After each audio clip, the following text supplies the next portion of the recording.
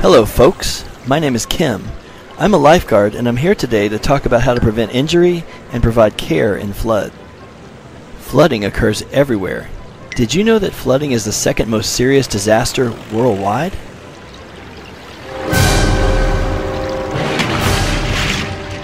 Increased building, trash left in rivers, and population growth all increase the chance of flooding after heavy rains.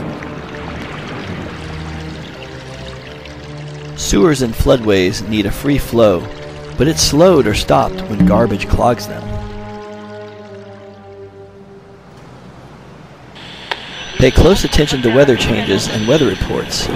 If major rains threaten, place your most important valuables and documents in a waterproof bag that you can take with you if you need to evacuate.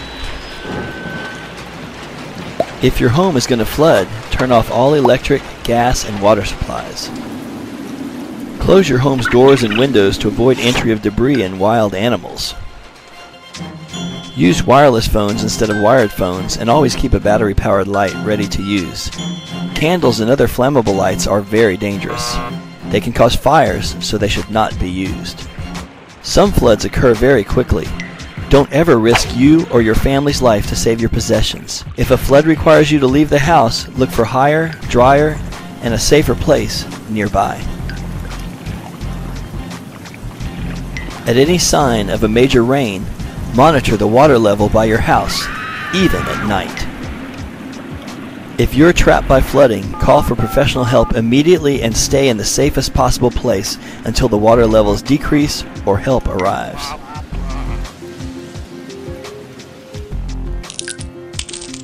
If you're at home and floodwater threatens the walls of your home, leave the house if you can do so.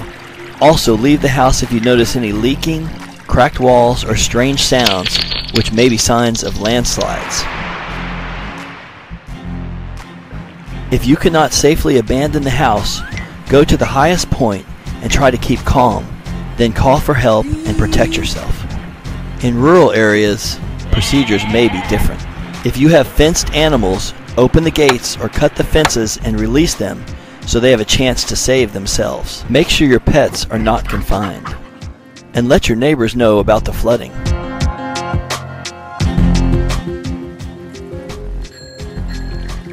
Attention! Never try to cross flood areas unless there's absolutely no alternative. It's very dangerous. Moving water can flow quickly and powerfully, and it can contain objects that may injure you. Never enter the water to try to rescue others, even using a rope. You may be swept away.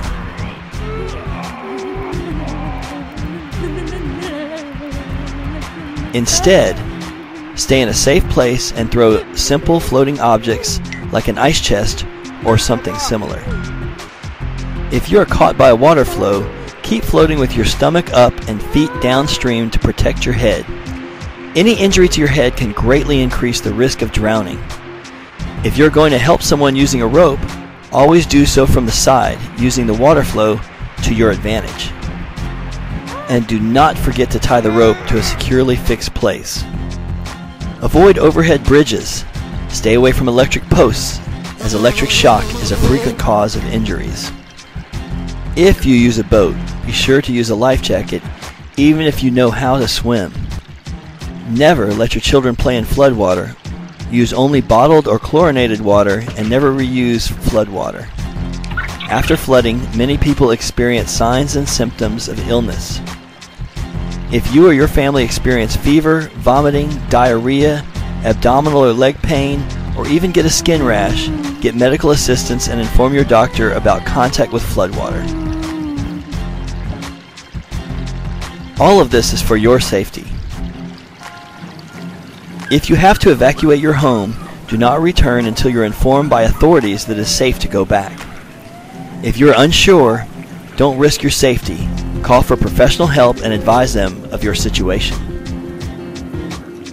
Many people have died trying to help others without proper skills.